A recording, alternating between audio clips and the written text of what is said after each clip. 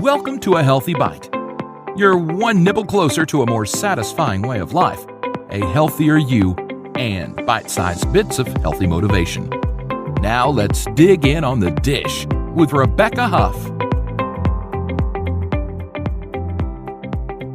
Hey, I'm Rebecca, and today I am here with Krishna, the founder of Catalina Crunch, and you might be wondering why I'm interviewing him, but guess what? You are a speaker about nutritional subjects, right? So I thought this would be the best opportunity for me to speak to someone who has a passion that is so related to mine.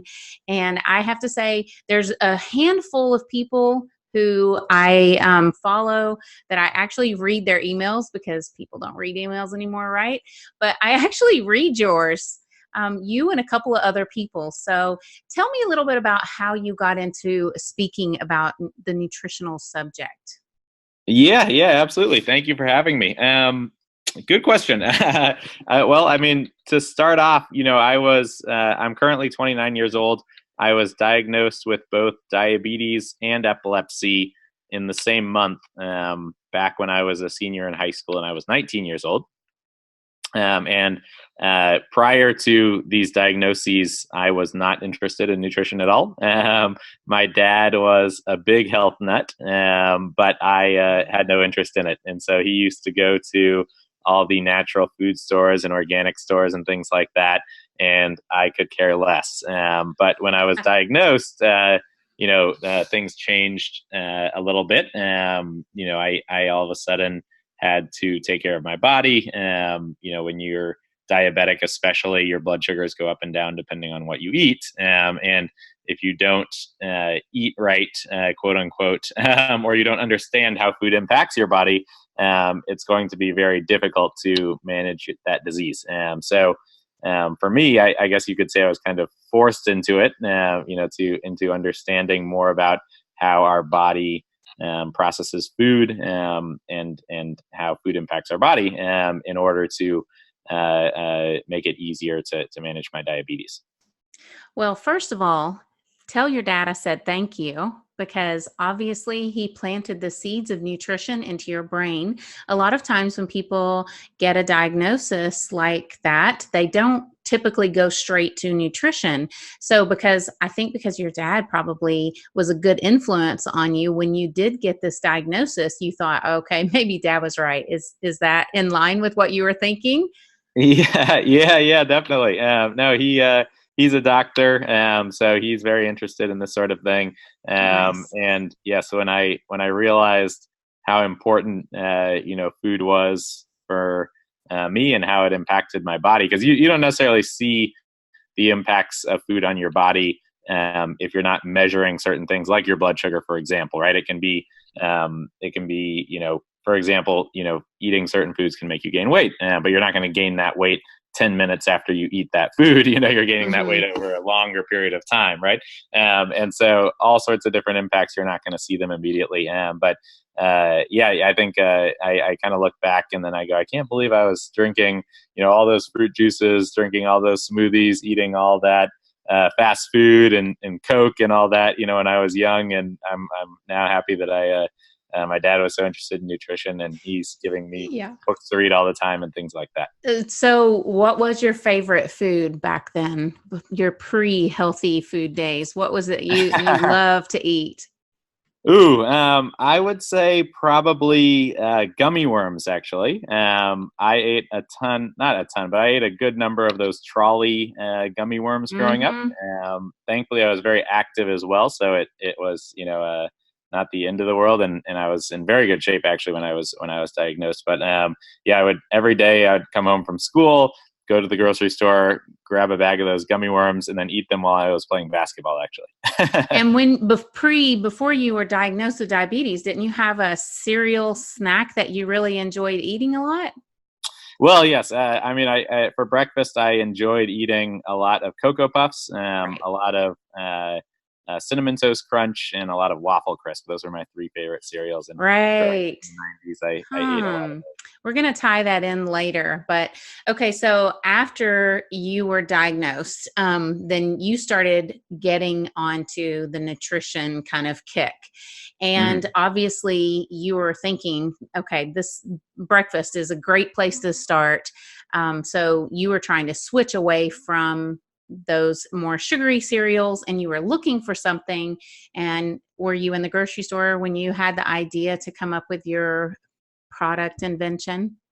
Yes, I was. Yes, I was. Yeah, so I was after I was diagnosed. I was getting on keto actually, and was looking to cut a lot of the sugar that I was eating, and cut a lot of the empty carbs, and instead eat a lot more protein, a lot more fiber, healthy fats, things like that. And I kind of went to the grocery store expecting there to be a kind of low carb aisle, if you will. And I didn't see anything like that. And so I ended up just eating eggs every day for breakfast for many years. And as you hinted at, it was about 2.5 years ago that I'd been sick of eating eggs for a long, long, long time. And I had missed the cereals that I'd eaten growing up. I had missed the sweetness of them, but I'd also missed the crunch, how crunchy they are. And I missed how they, Cocoa Puffs in particular kind of turns your milk chocolatey when you Right. finish it. So yes, I missed all those things, and that's what led me to starting Catalina Crunch. Well, and I think that you filled an important kind of void that we do find in the supermarket, because in America, even though we're a very educated country and a lot of people have enough money to buy healthy foods, I'm not saying everyone does, because obviously there are people that don't have that choice. But in spite of all of this, technology, education, and wealth in America, there's still a huge obesity crisis and there's still a lot of chronic disease. What do you think is the missing link? What's going on? Yeah, it's a great question. So I think you're right. On the one hand, folks, more and more people are more and more educated about what they're eating, what they're putting in their bodies. They're more and more educated about, the ingredients that are going into the foods that they're eating. They're more cautious about what it is that they're eating. More people are reading the ingredient label and the nutrition fact statements than ever before. And so there are more people who are interested in plant-based foods, interested in keto or in paleo, interested in organic foods, interested in all the new kind of nutrition trends that are happening right now, which I think is awesome. On the other hand, you're right. There is a huge obesity epidemic in our country. I think close to 90 million people now in America have some form of diabetes. And almost 1 in 2 Americans has some sort of chronic, autoimmune or diabetes-related condition. So it's a big problem. I think, part of what that goes back to is, I think part of it is just a timing issue. Like I said, you don't get fat immediately after you eat, XYZ food. You also don't get diabetes or any other sort of autoimmune disease immediately after eating XYZ food either.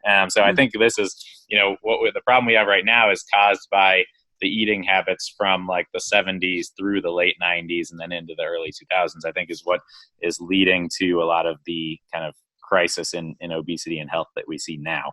I would say that's the biggest driver. It's not to say though that there are still, there are parts of the country that are very educated, folks watching your YouTube channel and whatnot, who are really changing what they eat and are willing to pay a lot more to have high quality foods and high quality fruits and vegetables and products and whatnot. And then, there's another part of the country that it doesn't understand that and is not so interested in it. And, it all unfortunately tends to be, I think, lower income as well. But I think overall, we'll see the country and those numbers improve as more and more folks wake up to the dangers that come with eating, say, especially large amounts of hidden sugars in a lot of the products we're eating. Unfortunately, the hidden sugars, I think, is one of the bigger problems. And in the state where I live, one of the top 10 states for obesity in this Mhm. area, we have more fast food restaurants per capita than a lot of other places in the US. So I definitely think that these things are contributing to the problem. You touched on autoimmune illness and a lot of chronic disease. So let's talk a little bit about the fact that glyphosate, I always get this pronunciation wrong, Yep. but showing up in a lot of cereals. So tell us a little bit about what it is and why people should care. Let's maybe a little bit on the science side of it, but Mhm. what do you have to say about that? Yeah, so glyphosate is the active ingredient in Roundup, which a number of folks might be familiar with if you go to a Home Depot or Menards or something like that.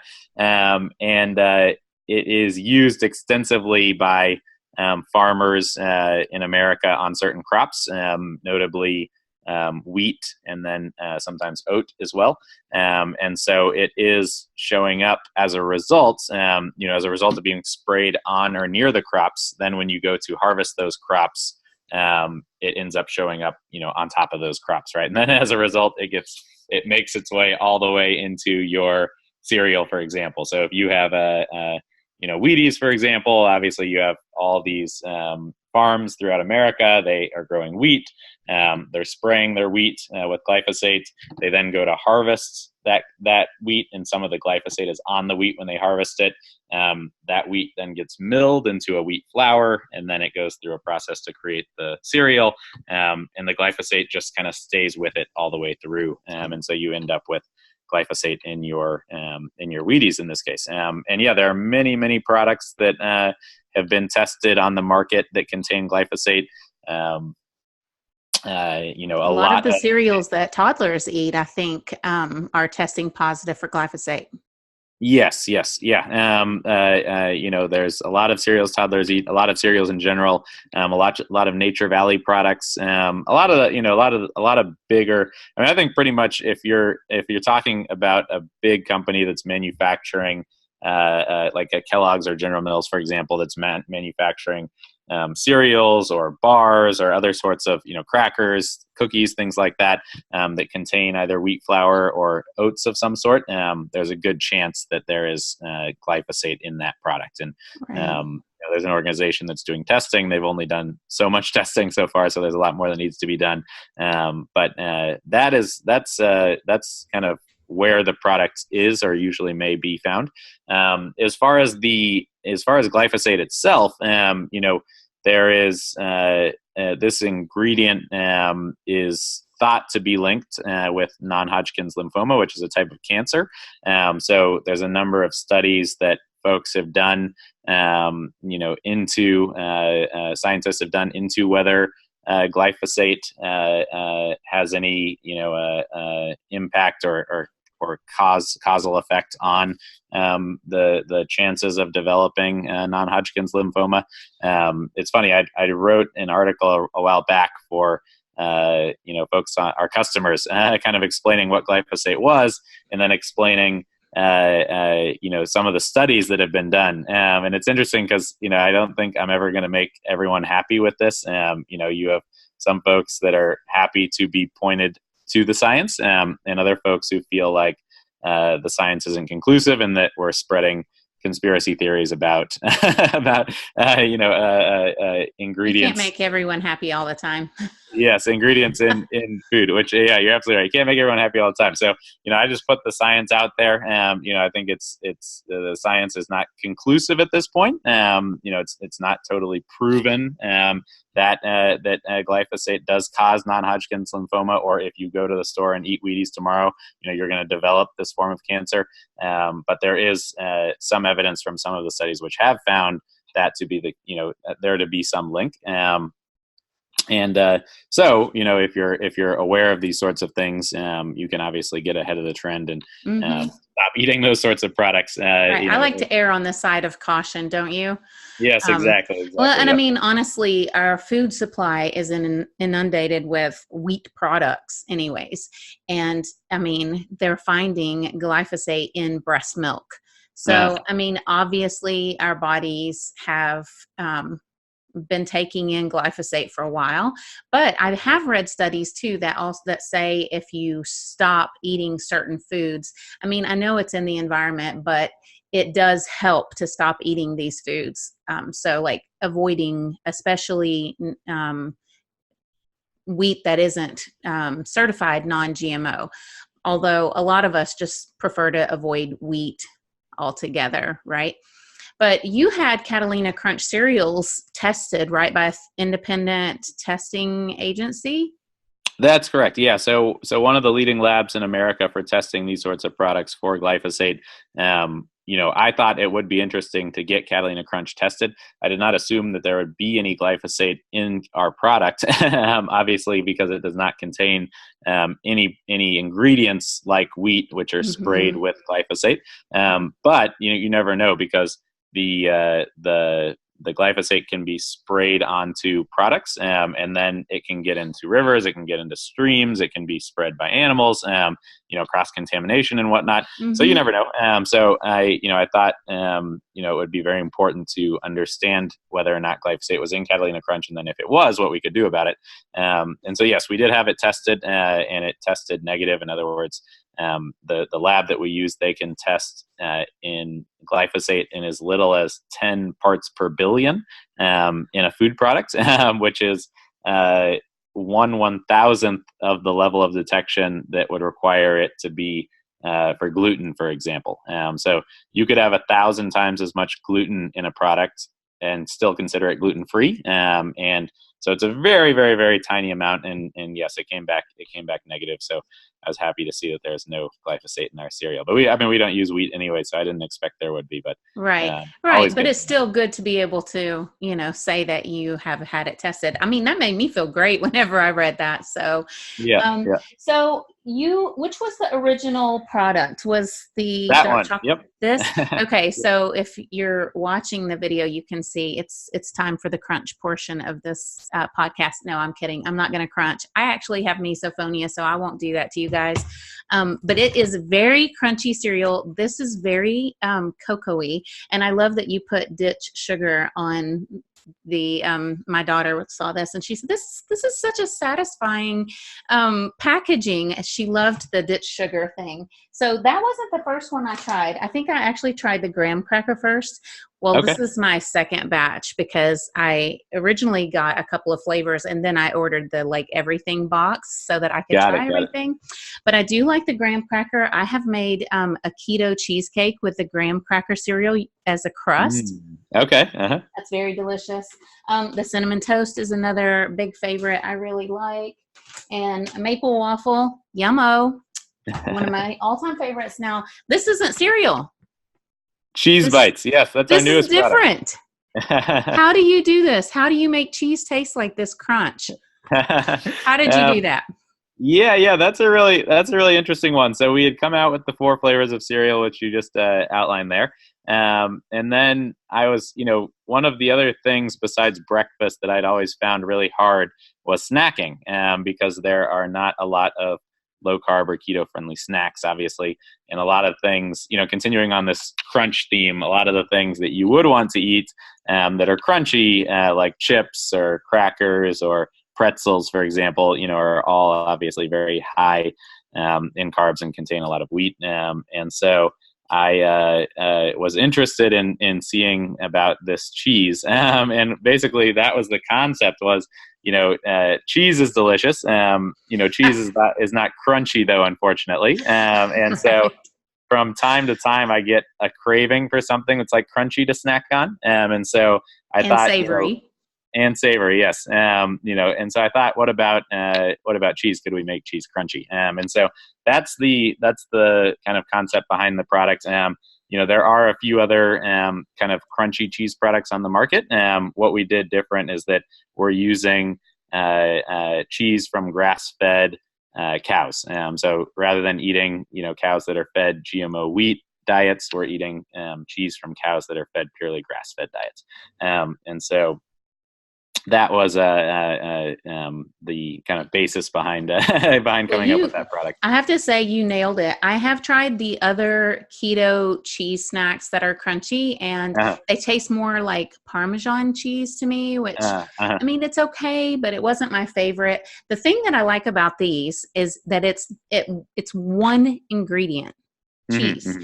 And it doesn't taste like, okay, so it tastes like cheese, but what it tastes like is a really popular cheese cracker that's made from wheat, but it's not made from wheat. It's just straight cheese, but it definitely tastes like this particular cheese cracker that everyone really likes. And so that's what I like about this. It doesn't taste like Parmesan. It tastes like a cheese cracker, even though it's just cheese. So I was like, wow, how did he do that? So that was really impressive for me. But I have taken all of the cereal flavors and I've made various things out of them because, I mean, let's be honest. If you're following the keto diet and you're just going to sit down and eat a bowl of cereal, the serving size is a little small, right? Yeah. Okay, so to stay in this, what I did was I used this kind of as a catalyst for having the crunch, but also staying in, the parameters of a keto diet. I have a crunch bar that I absolutely love that I make, and I've made it with all 4 of those. And then I looked on your website and I noticed that other people make things out of your cereal as well. People love making other recipes out of your cereal, don't they? Yes, they do. Yes, they do. People send us all sorts of photos and images, which I love to see and actually look through. People have done, or they're so much more creative than I am, to be honest. Folks eating it obviously on top of yogurt, kind of in a yogurt parfait type thing, putting it on top of their smoothies, blending it into their smoothies. Folks that have made it, blended it into milkshakes of sorts, like keto milkshakes. Like you referred to using it to make a cheesecake crust. Cheesecake crust, yes. The crust is, I think it's great for a crust as well. A lot of folks, I'd say trail mix / Chex Mix is also super popular. So people will take the cheese bites, they'll take some nuts, they'll take some cereal, and they'll mix it all together, and you get kind of like you get like a trail mix, but it doesn't have like the you use like our chocolate cereal for the chocolatiness and the sweetness rather than M&Ms, for example. And then they'll take that when they're hiking or something like that. All sorts of ideas. The possibilities are endless. Yeah. Well, I have to say kudos, because I wasn't sure if I would like all of the flavors, but I absolutely do. I love all of them. And this was a huge surprise for me because I made these keto crunch bars multiple times because I wanted to make sure I had the recipe just right. And I had all these crunch bars. And so I was taking them to my daughter's Taekwondo class and I was trying to share them with the moms kind of to get feedback. Well, the kids were coming off the mat going, "Hey, what's that? Can I have some?" And I'm like, "Well, it's sugar-free. It's keto, so you might not like it." And they're like scarfing it down. No one complained about the fact that these bars were sugar-free, gluten-free, keto, low-carb.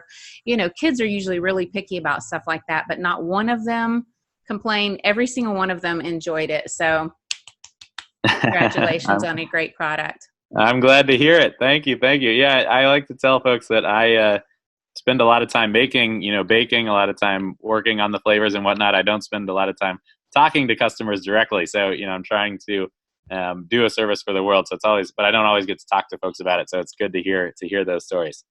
Well, it must feel good to know that you are making a positive impact on the world. So really appreciate it. And thank you so much for being here. Yeah, no, thank you for having me. I really appreciate it. Thanks for listening. Please rate and review so other people can learn about this podcast. Find out more about sleep, hygiene, eating healthy, tasty recipes, zero waste lifestyle, and lots more on ThatOrganicMom.com. Help us spread the word. Be blessed and stay healthy.